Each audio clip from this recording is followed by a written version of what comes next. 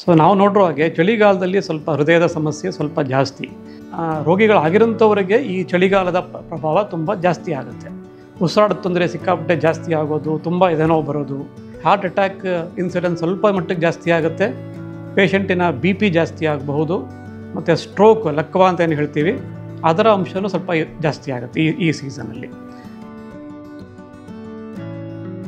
ನಮಸ್ಕಾರ, ನಾನು doctor KS Sadananda, Jayadeva ಹೃದ್ರೋಗ ಸಂಸ್ಥೆ ಮೈಸೂರು ಶಾಖೆಯಲ್ಲಿ ನಾನು ವೈದ್ಯಕೀಯ ಅಧೀಕ್ಷಕರಾಗಿ ಕೆಲಸ ಮಾಡ್ತಾ ಇದ್ದೇನೆ ಮತ್ತು ಪ್ರೊಫೆಸರ್ ಆಫ್ ಕಾರ್ಡಿಯಾಲಜಿ ಆಗಿದ್ದೇನೆ.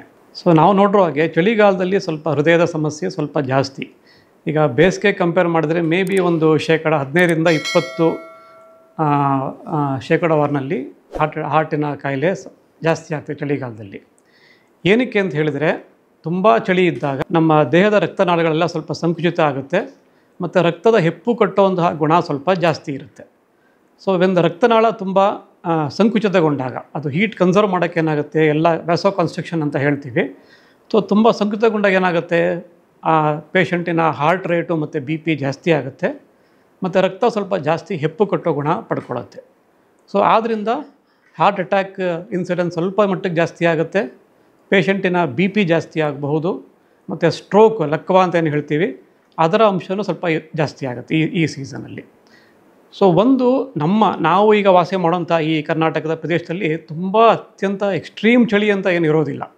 ಈಗ ಕೆಲವು ಕಡೆ ತುಂಬ ಸ್ನೋಫಾಲ್ ಆಗೋದು, ಮನೆಯಿಂದ ಹೊರಗಡೆ ಬರೋಕ್ಕಾಗದೇ ಇರೋಂಥ ವಾತಾವರಣ ಕೆಲವು ಕಡೆ ಇರುತ್ತೆ. ಲೈಕ್ ಕಾಶ್ಮೀರ ಆ ಕಡೆ ತಗೊಳ್ಳಿ ನೀವು, ಅಲ್ಲಿ ಇದರ ಪ್ರಭಾವ ಜಾಸ್ತಿ ಇರುತ್ತೆ. ಈಗ ನಮ್ಮಲ್ಲೂ ಅಷ್ಟೇ, ಈಗ ನಾವು ವಾಸ ಮಾಡೋಂಥ ಪ್ರದೇಶದಲ್ಲಿ ಸ್ವಲ್ಪ ಮಟ್ಟಿಗೆ ಟೆಂಪ್ರೇಚರ್ ಕಡಿಮೆ ಇರುತ್ತೆ. ಈಗ ಅದರ್ವೈಸ್ ಹೆಲ್ತಿ ಪರ್ಸನ್, ಆರೋಗ್ಯಕರವಾಗಿರುವಂಥ ಮನುಷ್ಯನಿಗೆ ತುಂಬ ಜಾಸ್ತಿ ಪರಿಣಾಮ ಏನೂ ಆಗೋದಿಲ್ಲ. ಬಟ್ ಈಗ ಆಗಲೇ ಹಾರ್ಟ್ ಪೇಷಂಟ್ ಆಗಿರೋಂಥವ್ರು, ಈಗ ಹಾರ್ಟಲ್ಲಿ ಬ್ಲಾಕೇಜಸ್ ಇದ್ದು ಅವ್ರಿಗೆ ಏನೇನೋ ಬರ್ತಾರಂಥ ಪೇಷಂಟು, ಈಗಾಗಲೇ ಹಾರ್ಟ್ ಅಟ್ಯಾಕ್ ಆಗಿ ಅದಕ್ಕೆ ಟ್ರೀಟ್ಮೆಂಟ್ ತಗೊಳ್ತಾರಂಥ ಪೇಷಂಟ್ಸು, ಮತ್ತು ಹಾರ್ಟಿನ ಮಸಲ್ ದುರ್ಬಲವಾಗಿ ಅವರು ಹಾರ್ಟ್ ಫೇಲ್ಯೂರ್ ಆಗಿರೋಂಥ ಪೇಷಂಟ್ಸು, ಮತ್ತು ಲಂಗ್ಸಲ್ಲಿ ತುಂಬ ಪ್ರಾಬ್ಲಮ್ ಇರೋಂಥವ್ರು, ಈಗ COPD ಅಂತ ಹೇಳ್ತೀವಿ, ಲಂಗ್ಸ್ ಎಲ್ಲ ಡ್ಯಾಮೇಜ್ ಆಗಿ, ಅಥವಾ ಅಸ್ತಮಾ ಇರೋಂತಹ ಪೇಷಂಟ್ಸು, ಈಗಾಗಲೇ ರೋಗಿಗಳಾಗಿರೋಂಥವರಿಗೆ ಈ ಚಳಿಗಾಲದ ಪ್ರಭಾವ ತುಂಬ ಜಾಸ್ತಿ ಆಗುತ್ತೆ.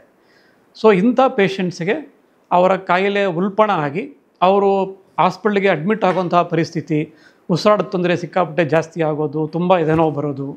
ಸೊ ಹಾಸ್ಪಿಟ್ಲ್ ಅಡ್ಮಿಟ್ ಆಗೋಂಥ ಪರಿಸ್ಥಿತಿ 20-30% ಈ ಥರ ಪೇಷಂಟ್ಸಿಗೆ ಜಾಸ್ತಿ ಆಗುತ್ತೆ. ಸೊ ಇದಕ್ಕೆ ಪರಿಹಾರ ಏನು? ಈಗ ನಾವು ನಮ್ಮ ಶರೀರವನ್ನು ಬೆಚ್ಚಗೆ ಇಟ್ಕೊಳ್ಳೋದಕ್ಕೆ ಪ್ರಯತ್ನ ಮಾಡಬಹುದು. ಇನ್ನೊಂದು ಲೇಯರ್ ಎಕ್ಸ್ಟ್ರಾ ವಾರ್ಮ್ ಕ್ಲಾದಿಂಗ್ ನಾವು ಹಾಕ್ಕೊಳ್ಬಹುದು. ಆಮೇಲೆ ಅರ್ಲಿ ಮಾರ್ನಿಂಗ್ ಟೈಮಲ್ಲಿ ಚಳಿ ತುಂಬ ಜಾಸ್ತಿ ಇರುತ್ತೆ. ಆ ಸಮಯದಲ್ಲಿ ಮನೆಯಿಂದ ಹೊರಗಡೆ ಹೋಗಿ, ಕೆಲವರೆಲ್ಲ ಈಗ ಅರ್ಲಿ ಮಾರ್ನಿಂಗ್ 5 ಗಂಟೆ 6 ಗಂಟೆಗೇ ಎಕ್ಸಸೈಸು ವಾಕಿಂಗ್ ಮಾಡೋದಕ್ಕೆ ಹೊರಗಡೆ ಹೋಗ್ತಾರೆ. ಅದನ್ನು ಸ್ವಲ್ಪ ಅವಾಯ್ಡ್ ಮಾಡಬಹುದು.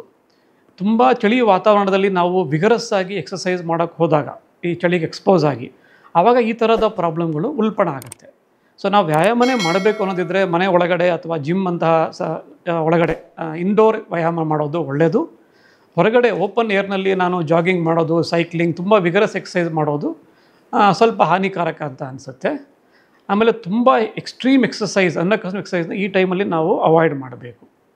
ಮತ್ತು ಬಿಸಿಯಾದ ಆಹಾರ ಪದಾರ್ಥ ತೊಗೊಳ್ಳೋದು, ಸೂಪ್ ತೊಗೊಳ್ಳೋದು, ಮತ್ತು ಆರೋಗ್ಯಕರವಾದ ಆಹಾರ, ಬ್ಯಾಲೆನ್ಸ್ ಡಯಟ್ ತೊಗೊಳ್ಳೋದು, ಹೆಚ್ಚು ತರಕಾರಿ, ಹಣ್ಣು, ಕಾಳುಗಳು, ಉತ್ತಮ ಆಹಾರ ಸೇವನೆ ಮಾಡೋದು ಈ ಸೀಸನಲ್ಲಿ ಭಾಳ ಬೆನಿಫಿಷಿಯಲ್ಲು. ಸೊ ಮತ್ತು ಈ ಥರ ಈಗಾಗಲೇ ಕಾಯಿಲೆ ಇರುವಂತಹ ಪೇಷಂಟ್ಸು ಯಾರಿಗೆ ತೊಂದರೆ ಕೊಡುತ್ತೆ ಅಂದರೆ, ತುಂಬ ವಯಸ್ಸಾದವರು, ಮಕ್ಕಳು, ಈಗಾಗಲೇ ಹಾರ್ಟ್ ಕಾಯಿಲೆ ಇರುವಂತಹ ಪೇಷಂಟ್ಸು, ಲಂಗ್ಸ್ ಎಲ್ಲ ಡ್ಯಾಮೇಜ್ ಆಗಿರೋಂಥ ಪೇಷಂಟ್ಸು, ಇಂಥವರು ಬಹಳ ಕೇರ್ಫುಲ್ಲಾಗಿರಬೇಕು. ಅವರಿಗೆ ಈಗ ರೆಸ್ಪಿರೇಟರಿ ಇನ್ಫೆಕ್ಷನ್ ಇನ್ಸಿಡೆನ್ಸ್ ತುಂಬ ಜಾಸ್ತಿ, ವೈರಸ್ ಇನ್ಫೆಕ್ಷನ್ಸ್ ಆಗೋದು, ಕಫ ಸೇರ್ಕೊಳ್ಳೋದು, ನ್ಯೂಮೋನಿಯಾ ಆಗೋದು, ಈ ಥರ ಇನ್ಸಿಡೆನ್ಸ್ ತುಂಬ ಈ ಥರ ಪೇಷಂಟ್ಸಿಗೆ ಜಾಸ್ತಿ ಇರುತ್ತೆ. ಅವರು ವ್ಯಾಕ್ಸಿನೇಷನ್ ತೊಗೊಳ್ಳೋದು, ಈಗೆಲ್ಲ ವ್ಯಾಕ್ಸಿನ್ಸ್ ಅವೈಲೇಬಲ್ ಇದೆ, ನ್ಯೂಮೋನಿಯಾ ವ್ಯಾಕ್ಸಿನ್ನು, ಇನ್ಫ್ಲೂಯೆನ್ಸಾ ವ್ಯಾಕ್ಸಿನ್ ಅಂತ ಹೇಳ್ತೀವಿ. ಅವರು 6 ತಿಂಗಳಿಗೋ ವರ್ಷಕ್ಕೊಮ್ಮೆ ರೆಕಮೆಂಡೆಡ್ ವ್ಯಾಕ್ಸಿನ್ನ ತೆಕ್ಕೊಂಡ್ರೆ ಈ ಥರ ಇನ್ಫೆಕ್ಷನ್ ಆಗೋದನ್ನು ಪ್ರಿವೆಂಟ್ ಮಾಡಬಹುದು. ಅದರಿಂದ ಅವರ ಹಾರ್ಟ್ ಮತ್ತು ಲಂಗ್ಸ್ ಕಾಯಿಲೆ ಉಲ್ಪಣ ಆಗೋದನ್ನು ನಾವು ತಡೆಗಟ್ಟಬಹುದು.